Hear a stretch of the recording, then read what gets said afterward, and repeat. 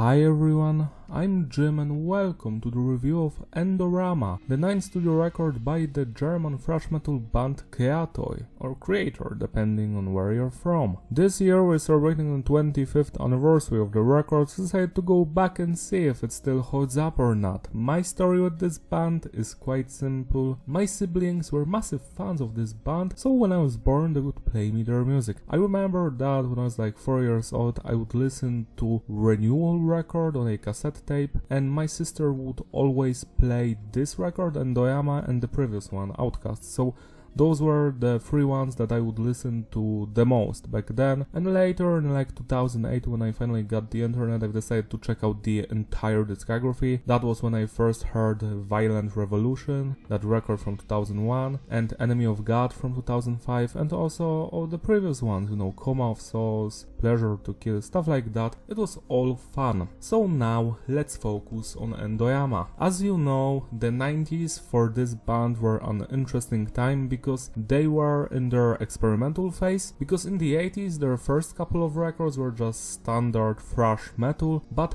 with the coming of Renewal they've decided to shake things up. I've already reviewed Renewal on my channel, so go check that video out. Basically, Renewal is my favorite Kreator record. It's like a mix of thrash metal, nu metal, industrial metal, heavy metal, hardcore music.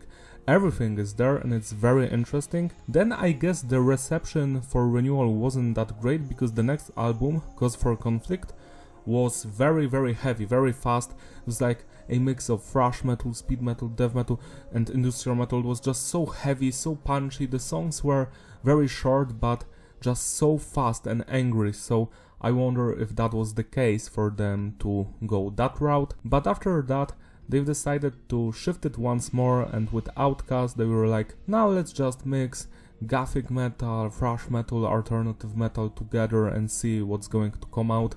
It was actually quite funny because some of the songs had those dissonant nu metal chords that Korn is known for. So it was quite interesting record, and now we're here with Endorama, which just takes things even further, which I'm going to explain soon. So we have 12 songs here, one bonus track on the Japanese version. As you can see, the cover art is quite beautiful. We have some trees here, some woman or someone going there.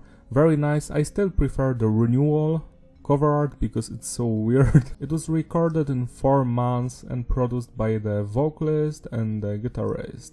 For Tammy, this is the last record with the band. As you can see, he also programmed some stuff, did guitar synths and produced it. Millie is the founding member of the band. He does the vocals, rhythm guitar, cover art, concept design, lyrics, stuff like that. We've got Christian on the bass, and Eugen on the drums, of course. I might be wrong about this, but I feel like Millie and Eugen are the founding members. Eugen played on every record except Cause for Conflict. Millie played on all of them. The production is tight, it's clean but heavy, no loudness or no clipping, just the way I like it. I love the sound of the drums here, how the guitars are mixed, the bass, which is audible, the vocals are also mixed in perfectly. All of the interesting synth elements in the background and keyboards, pianos, all of that stuff. It's all audible and mixed perfectly. So yeah, this record sounds great to me. I have nothing to criticize when it comes to production. Message is diverse. The lyrics are mostly about personal issues, relationships, love, sex, romance.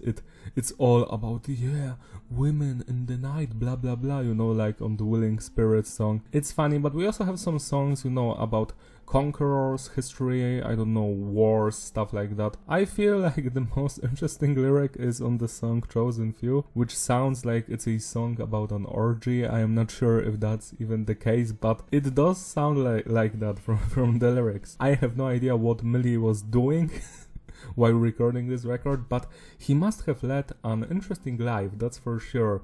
Structure of the tracks is basic, standard intro, verse, pre-chorus, chorus, verse, pre-chorus, chorus, bridge, chorus, outro. Sometimes the melodies from the bridge carry over to the outro or happen once again after the last chorus. So that's basically it. No surprises here, but it does work. It's a good structure. When it comes to the music, this record has the most amount of gothic metal in it, but it also has other subgenres of metal. We've got some nu metal vibes, so alternative metal vibes, thrash metal stuff is also present, even a little bit hint of melodic death metal guitar riffs here and there, like on the song Everlasting Flame in the bridge or Children of a Lesser God, so all of that is still present, even some heavy metal. Yeah, it's an interesting blend of styles, that's for sure. Now let's talk about the musicianship on this record. Let's start with the drummer. Well, his playing is fantastic. I love his double bass work, his legs, the grooves, the precision of his playing, all of that is here. While the drumming is not that technical or fast as on the previous records, it's still fun to listen to, and it makes me smile. Next we've got the bass work, it's audible, Christian is on fire, we have lots of moments here where the bassist is playing different stuff from the guitars. We also have a lot of sections where only the bassist and the drummer are playing and the vocals are on top, so that's also quite nice. It reminds me of nu metal stuff, So next we've got the guitar work, it's fabulous. I love how there's more emphasis on melodies and structures, We've got a lot of interesting melodies, sometimes eerie ones, sometimes more positive sounding. I love also some of the heavier guitar riffs, like on the song Soul Eraser or Shadowland. Next, there's keyboards, pianos, synthesizer, all of that stuff fits perfectly with the songs, like it doesn't bother me at all, because usually some of that stuff might annoy you when other bands do it, but here, whenever keyboard happens or piano section, you're like, this fits the song, it complements it, so it's done nicely. Last but not least, we've got the vocals by Millie, and well, most of it sounds good, he's singing, sometimes shouting, yelling. He doesn't use his usual voice, that shouting. Not as much on this record, almost not at all. Sometimes he uses those weird whispers which are supposed to be seductive. He thinks he's in type O negative, but it just does not work. It doesn't bother me, it just makes me smile because it sounds funny, but all of the other vocals sound perfectly. I have nothing to criticize here.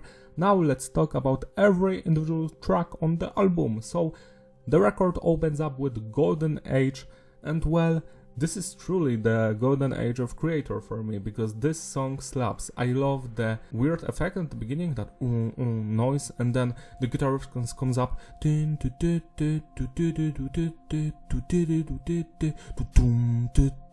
Taking more of me. It's beautiful. I love the bass sound in this song and the verses. The guitar riffs catchy and memorable. The bridge section fantastic. The guitar solo just beautiful. I have nothing to complain about here. This is a great opener. 10 out of 10. Endorama features Tilo Wolf, or however you pronounce that, of Lacrimosa. This is a band that I actually don't like. I was forced in the past to listen to it by one of my exes who loved gothic music, and I was like, this is not for me. But this song on the other hand is. I love the harmonics on the guitars. They remind me of old school nu metal. The chorus, it's getting closer forever, forever. Endorama comes Endorama. This is the end. I am not a big fan of the backing vocals here, because that's probably Theo, because he sounds weird, but everything else is on point. I love the guitar riffs, the melodies, the bass lines, the drumming, just everything. This is a phenomenal track that cannot leave my head, I will always remember this song because of the melodies and the cool vibe it has. 11 out of 10. Shadowland, I am going to surprise you. For me, this is the weakest song on the record by far, like, no question. I do enjoy the bridge here because it's heavy. It's like a throwback to those thrash metal times. The main guitar riff is also quite catchy, but the vocals are kinda weird sometimes. He does use that old school thrash voice here, but also some of the melodies here just sound weird to me, like out of place. Yeah, that's the word I was looking for. It's still great, it's just kinda jarring in some parts, so that's my only complaint. If it were up to me, I would not put this kind of a song on an album, especially not at the beginning of a record. That's just what I think, because the third track is like the first part of the record. You're supposed to show the best songs here, and this one, it's not it, but it's still fun track, it's great, Could have been better, 8 out of 10. Now let's move on to the chosen few. Now let me tell you a funny thing. So if you bought the record, on the back of the CD you have the song titles and it's Chosen Few and Future King. But if you look into the booklet of the lyrics, it says the Chosen Few, not Chosen Few. It says the Chosen Few and it says Future Ring, not King. So I wonder which one is the mistake, you know, because it was never clarified. I feel like Future King is the correct song title because Future King are the words that are in the lyrics, and Chosen Few and the Chosen Few, well, you decide which one sounds better. For me, the Chosen Few sounds better, so that's how I call this song. But for this review, I've put in Chosen Few because that's how most people find this song. And well, this is one of the highlights for me on this record. It's probably my favorite song actually here. I love its vibe. It sounds very majestic, atmospheric, slightly nu metalish vibes here and there, also gothic ones obviously. The vocals in the verses slap, but it's the chorus that won me over instantly all those years ago. So our souls will be one.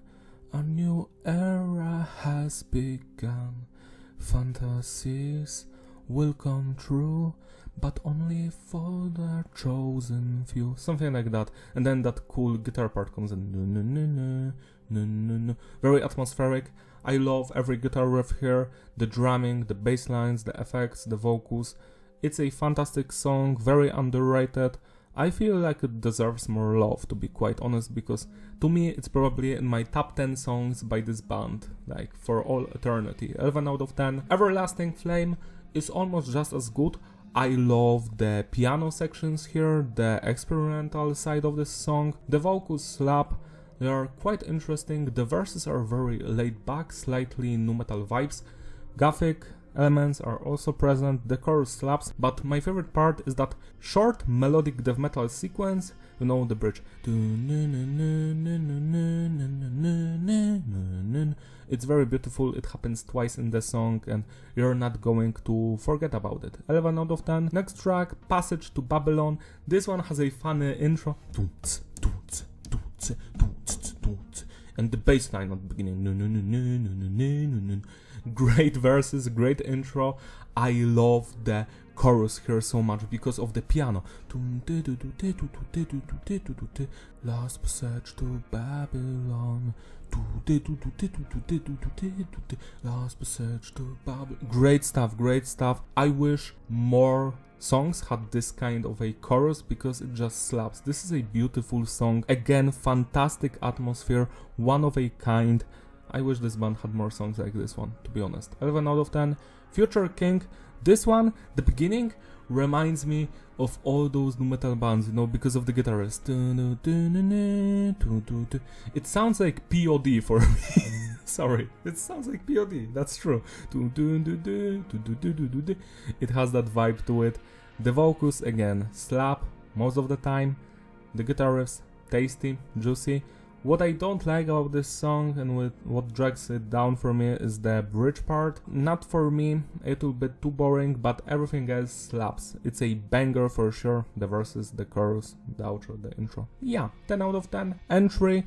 Now this is an interlude, it's instrumental, no vocals here. Probably MIDI is playing on piano and we have some very cool, you know, symphonies in the background. I guess it's all MIDI programmed, like it's not real symphony. It sounds like something from the Heroes of Might and Magic 2 video game. It has that vibe, you know, of an old school turn-based strategy video game from the 90s. And for that, 10 out of 10. Soul Eraser, Soul Eraser, Soul Eraser, Soul Eraser. Soul Eraser, great harmonics at the beginning, great riff. Love the guitar solo here, it slaps. The main verses, the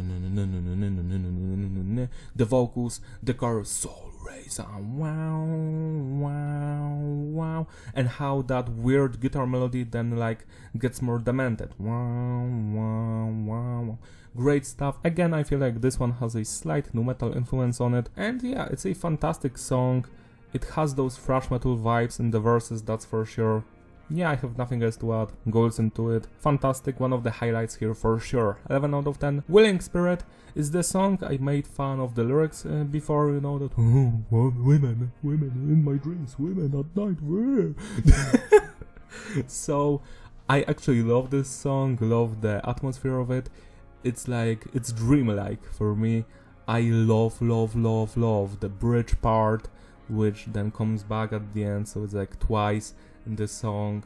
The chorus slaps, the verses are nice. Yeah, nothing else to add. Another banger, 10 out of 10. Pandemonium, well, I love the instrumental work, that's for sure. The bass lines, the drumming, the guitar riffs, especially because some of the guitar riffs are like ripped off from Iron Maiden Fear of the Dark. Go listen to the song, I'm sure you're going to recognize which ones. The vocals, on the other hand, well, there are some parts in this song that I just cannot stand vocally. I think it was the bridge or maybe the chorus, I am not sure. Probably the bridge. It could have been 11 out of 10, but those vocals could have been better, so 10 out of 10. And the final track on the standard edition, Tyranny. This one, I love the intro to it, you know how it builds up.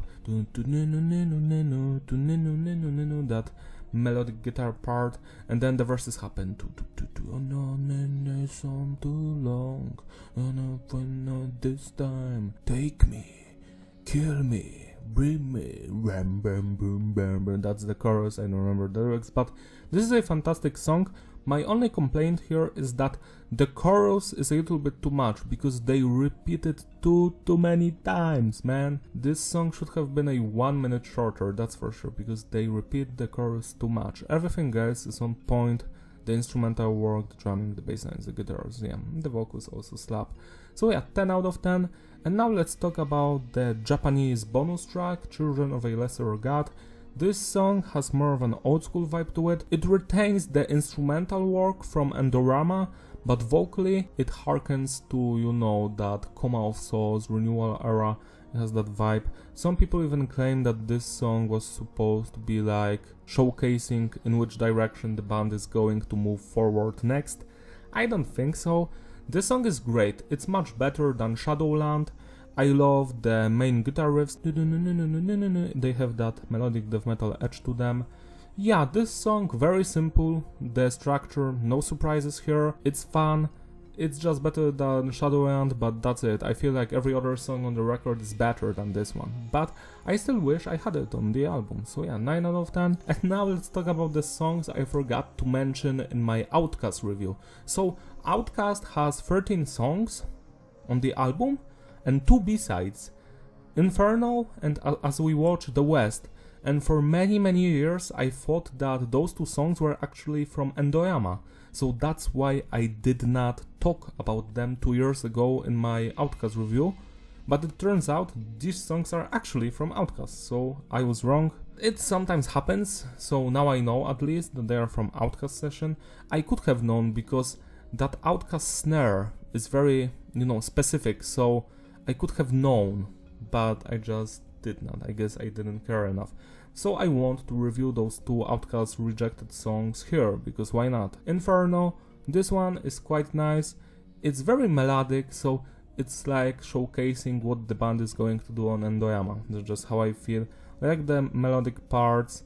It's very short, only 2 minutes. It's nothing special to be honest, but it is a good song, so 7 out of 10. And As We Watch the West, this is like a ballad of some sorts.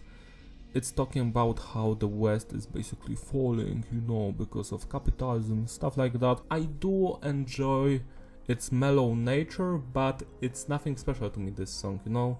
Other bands are better at doing ballad type of tracks. Here the vocals are also quite mediocre, they're not that great. So I am actually happy that this song did not end up on Outcast. 6 out of 10. Just a good song, nothing more. And Lucretia, My Reflection, the Sisters of Mercy cover. Now this is a track that actually is from the Endorama recording sessions. And I'm also happy that it's not on the album because it's too much. I know the original song, it's not that good to be honest. I am just not a fan of gothic music in general. But this cover, well, it kinda sounds like Kreator in the second part, but the first part, you know, the build-up is just too long. The build-up lasts around 2 minutes. By the time it happens, I'm just like, I've checked out, you know, I am dead inside at that point. The song is just average. Average, if you love gothic rock or gothic pop, whatever, then I guess you might love this song, and yeah, more power to you. This is just not my cup of tea. The vocals are very weird, you know, yeah, like they are supposed to be seductive, but they sound laughable, and the music is just, it's not that interesting, to be honest. So that's how I feel, sorry. To sum it all up, the consistency is stable, the flow is fitting, replayability, yeah, it's a masterpiece. I love this album from beginning to the end. It has almost only bangers. The only song that is slightly weaker than the rest is Shadowland, everything else is on point. To me, this is the second or third best Kreator album. I am not sure because I'm always torn between Outkast and Endorama. I've even noticed that I've judged Outkast too harshly back when I reviewed it in 2022. It's a better record that I said there. That's how I feel. You just have to listen to those albums when you have that mood, you know, when you need to listen to something more melodic, something more introspective, something on a dark day, or when there's a storm coming. I feel like those two records, Outkast and Endorama, work very well when it's summer and it's getting darker outside and you see those big clouds that a storm is coming, it's going to get dark and just lightning strikes somewhere and you hear, you know, leave this world behind, or you hear Endorama and you're like, yeah, that's the stuff. Renewal is still the best Kreator record, or Kreator. It's always going to be the best record for me. Renewal slaps, it's beautiful. This one is a close second, so I guess people are going to hate me now because this is a thrash metal band and you love Endorama. It's not thrash metal, blah blah blah, it's experimental. Yeah, so what I wish Kreator would do more experimental records, because the first albums weren't that interesting to me, and after this band went back to their thrash roots, they've also stopped being interesting to me. Like, I did enjoy Violent Revolution, it was great.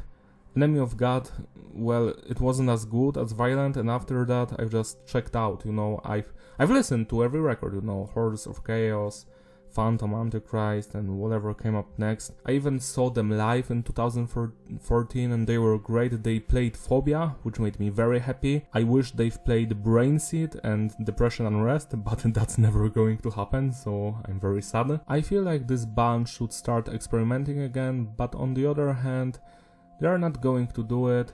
They're too old and also they need money, so more thrash metal, yeah, more melodic thrash metal. Also, sometimes I feel like maybe experimenting in today's age is a bad idea.